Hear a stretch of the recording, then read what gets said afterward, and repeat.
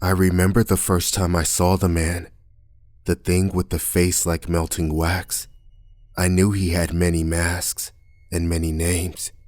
He followed our family for years, and from father to son, mother to daughter, the fear and terror of the faceless man got passed down. Every time he came, he would have a different face. The first time I saw him, he looked like a withered old Asian man, leaning heavily on a wooden cane with a silver top. Our front door stood wide open. I saw my mother and father standing there, their faces as pale as ghosts, as they looked down upon the stranger. I couldn't have been older than 11 years old, but the memory is still as sharp as a butcher's knife stuck in my brain. I walked forwards from the living room. The cartoon noise is still blaring loudly in the background. The man looked past them and straight at me. He squinted his eyes and grinned. "Another lamb. So pretty and young," he mused. "Isn't it a shame when a child is taken so early in life? And yet God kills children every day. I heard last month a hurricane blew an entire school down and killed 100 of the little bastards in one swift go. So perhaps God will forgive me for my small sins, my taking of a few here and there, to keep my appetite satiated." "Get out of here," my father snarled through gritted teeth. He clenched his fists until the knuckles turned white, looking as if he would strike out at any moment.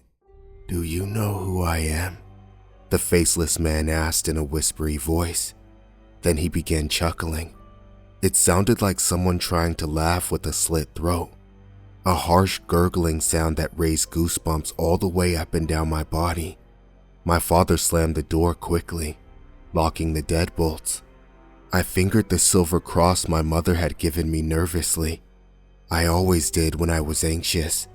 Feeling it lying there cold against my skin helped bring me back to the moment. My father turned to look at us with panic-stricken eyes.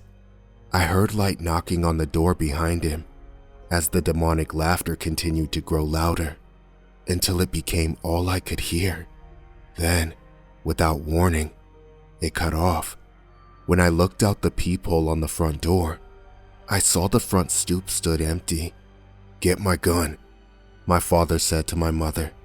She left the room, quietly sobbing as she went. Sunlight from the warm summer sky continued to stream in through the windows. What a beautiful day, I thought to myself. Such a beautiful day, and maybe my last. Then I saw a shadow cross in front of the living room window. I saw someone peeking in, with wide, excited eyes. A grin like a skull spread across his leathered old face. As I watched, the face began to drip and contort as it continued to smile. It started slowly around the lips and eyes, and then it began speeding up. Within seconds, I saw the flesh running down his cheeks and chin in rivulets, dripping like flesh-colored wax. Behind the mask he wore, I caught a glimpse of something horrible, before new streams of flesh rolled over it from his scalp and forehead. Then the last of the human skin dripped off, and I found myself staring into the face of hell. I could never explain the true horror of the thing lurking behind its costume of human skin. It felt like staring into a pus-filled wound with maggots writhing around the edges, or maybe like falling into a mass grave. Some of its body seemed flipped inside out, with the glistening muscle on the outside. But the bloody demonic face was far more disturbing. It had eyes like two smoldering cigarette burns. Its mouth was a slashed, disgusting thing. The lips looked eaten away, with ragged patches of flesh surrounding them that seemed to make the smile seem much larger, reminding me of how a clown would do his makeup. I saw that grinning mouth filled with countless needle-like sharp teeth, above black sore-ridden gums that writhed and shivered in its lipless mouth. Even through the window, a smell like sulfur and reeking spoiled meat filtered into the house, seeming to fill the air like a physical presence. Its body looked flipped inside out. I could see the quivering muscle on its skinless figure. It looked deathly thin, and veins ran along the outside of its face and body like thick, dark worms, pulsating with each beat of the satanic heart that lay inside that thing's chest, emanating sickness and evil through every pore of its gleaming body. As it stared into my soul with its black lidless eyes, I saw in that face all the worst nightmares of the universe. I saw mountains of corpses festering under a hot sun, black holes eating worlds as masses screamed. I saw mothers drowning their children in bathtubs, and animals eating each other alive. I saw into eternity, and it looked so dark and empty that I fell to my knees, pleading, "Make it stop, make it stop," I cried, tears streaming down my face. My father ran in with his shotgun raised, but when I looked back up, the window was empty. Yet the visions continued to run through my mind like a movie, atrocity after atrocity, and somehow, it all connected back to the faceless man. After a few seconds of utter silence, that deep gurgling voice rang out, making us all jump. It seemed to come from nowhere and everywhere, all at once, reverberating throughout the room. It said something that made my father waver on his feet, a strange verse, but one I remember by heart to this day. Here is Belladonna, the Lady of the Rocks, the Lady of Situations. Here is the man with 3 staves, and here the wheel, and here is the one-eyed merchant, and this card, which is blank, is something he carries on his back, which I am forbidden to see. I do not find the hanged man. After that, we barricaded the doors and locked all the windows. I knew it wouldn't keep the faceless man out. He could easily just smash through a window, and perhaps he wouldn't even need to do that. Maybe he could pass inside the house anytime he wanted. And yet, if so, why hadn't he?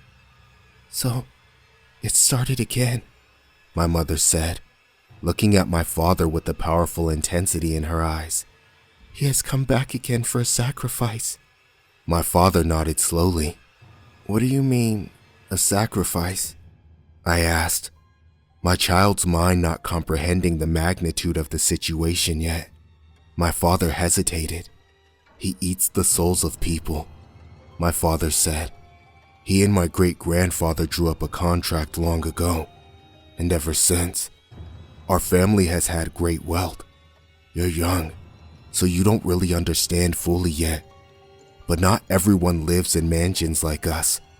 Not everyone vacations in Paris and Buenos Aires during the summer vacation. Not everyone has a garage full of Porsches and Mercedes. So why don't you just tell him no?" I asked in my childish way. "We don't need all this money." The left side of my father's face began twitching. He stomped towards me, shouting as tears ran down his face. "I don't give a shit about the money," he cried. "The deal was drawn in blood and curse from the first day. Do you think if I could get him to go away by giving him everything I own, I wouldn't? I would do it in a heartbeat. I would live in a goddamn trailer and eat instant noodles if I had to. But there's no escape." He looked around, as if expecting to see the faceless man standing right behind him. He began looking out of the window, seeing nothing but a bright summer's day. "We need to go," my mother whispered. "Now, let's just take Susan and go. He won't find us if we keep moving." "He'll find us," my father said, looking defeated. Tears continued to stream down his face. He looked like a defeated man. "He always does. But fuck it, let's go. We'll take the bastard on a run around the world." We took off from the property, and my father told me about the deal as we flew out of town in an expensive Mercedes, redlining the accelerator. I thought more than once he would crash and kill us all, in his wild frenzy to put distance between us and the faceless man. "Once every 50 years, my father said. He comes. He has his pick of the litter, as he calls it. He takes one child from our family, and in exchange, our wealth is guaranteed for the next 50 years. Even during the Great Depression, Our family didn't suffer, except, of course, the periodic abduction of children. He makes the parents watch as he takes the soul of the child into himself. I don't know what kind of foul magic it involves, but from what I've read in the diaries of my grandfather, it is a very painful ritual that involves skinning the child alive and rubbing their body with special herbs. Then he makes them walk, totally skinned and bleeding to death, until they collapse. And that's when he takes the soul. He sucks it out of their eyes. It looks like thin wisps of light when it finally goes. I shook inwardly in horror. No one would ever allow that to happen to their kid, I said confidently. My father shook his head. You act as if we have a choice, he said. The first time, he comes politely, knocks on the door, and tells the parents it's time to fulfill the contract. If they say no, then he leaves. But he always comes back, and the next time, he won't be polite, and he won't leave. He'll come into the house when we're sleeping, torture me and your mother to death, slit our throats, and take you anyway. He's tireless. He doesn't age, he doesn't sleep, and as far as I know, he can't die. How can we fight against such an evil? By going to the moon? But why would great-grandpa make a deal like that anyway? I asked. Because at the time, he had 10 children and all of them were starving. A few had dysentery, and he didn't have a penny to his name at the time. He chose to sacrifice one and give it to the faceless man to save the other 9. My father shrugged. I don't know if we can understand it. I certainly don't agree with it. I'm not sure he realized at the time that our family would suffer eternally afterwards, and that the contract could not be voided except through death. He laughed bitterly. We should have just let our family line die out. Maybe that would have solved the problem. What about those words at the end, Dad? I asked. What did those mean? Oh, that's just an old famous poem. My grandfather used to recite it to me before he shot himself. He loved T.S. Eliot and thought that the poem would have some relevance to our problems. For some reason, he never got over the loss of his son to the faceless man. You see, never. He used to wake up screaming in the night. He tried to drink his memories away, but in the end, my father braked suddenly, bringing the car to a full stop. I looked up, seeing forests on both sides of us. We hadn't traveled long. A hitchhiker stood at the edge of the road, in grimy blue jeans and a bright tie-dye shirt. His long hair rippled around him as he stood with his thumb out, but his face had started to drip and melt.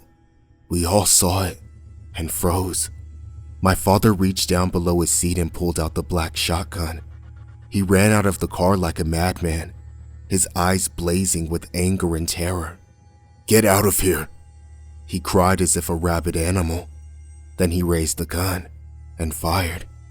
The faceless man's tie-dye shirt burst into shreds as buckshot tore into it. The faceless man smiled, raised his hand to us in a wave, and disappeared. The clothes fell limply to the grass below, now totally empty. My father shook his head grimly and turned around to come back to the car. A dark shape zoomed out of the forest, holding a sharp knife. Before my father could turn, he raised it to his throat and pulled. My mother screamed, getting out of the car to go help my father, but he was dead. Even as a child, I knew it.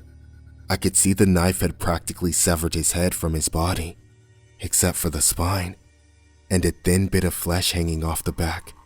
Blood poured out, flooding down his chest as he stood there for a moment, uncomprehending.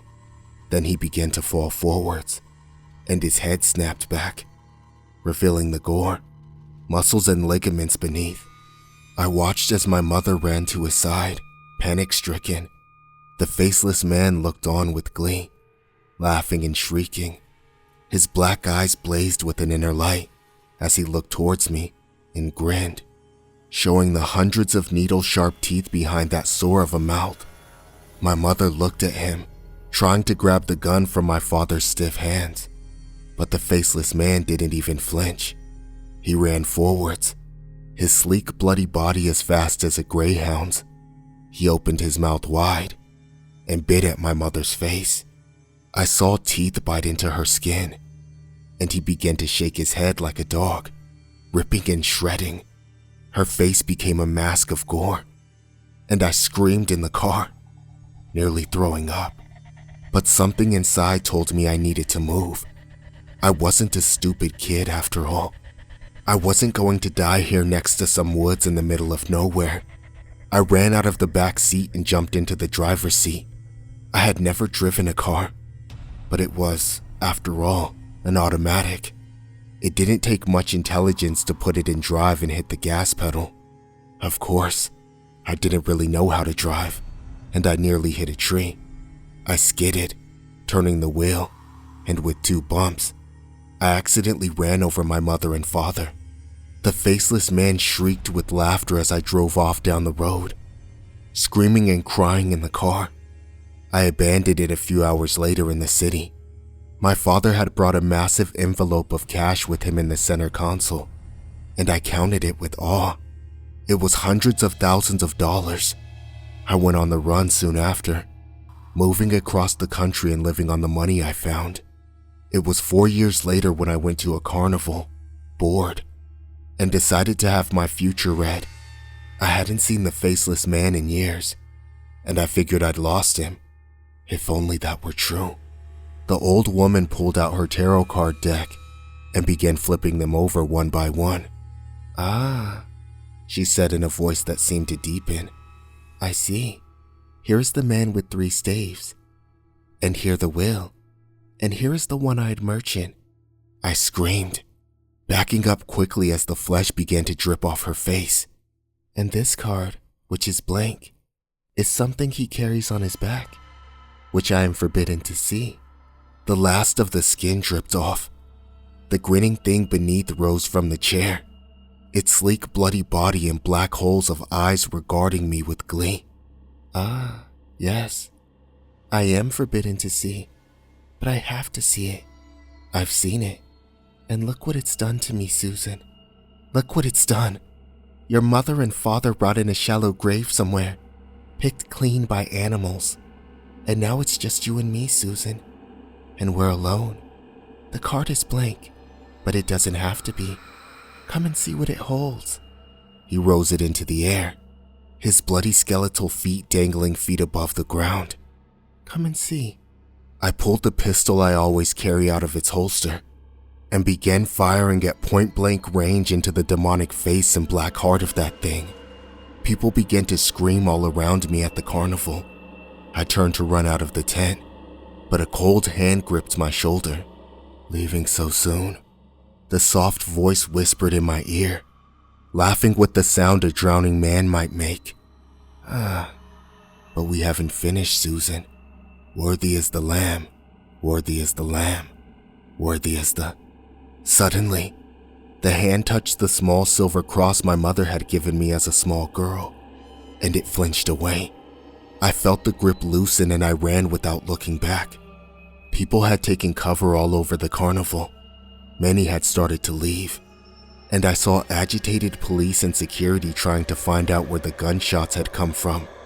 I immediately mixed into a large crowd and made my way towards the exit, but I constantly looked back, expecting to see a man with a melting face. Perhaps it would act like a police officer and pretend to arrest me before bringing me to some dark forest and starting the skinning process. I keep running now, but I always look over my shoulder because the faceless man doesn't age and he doesn't sleep, and he never, ever stops looking.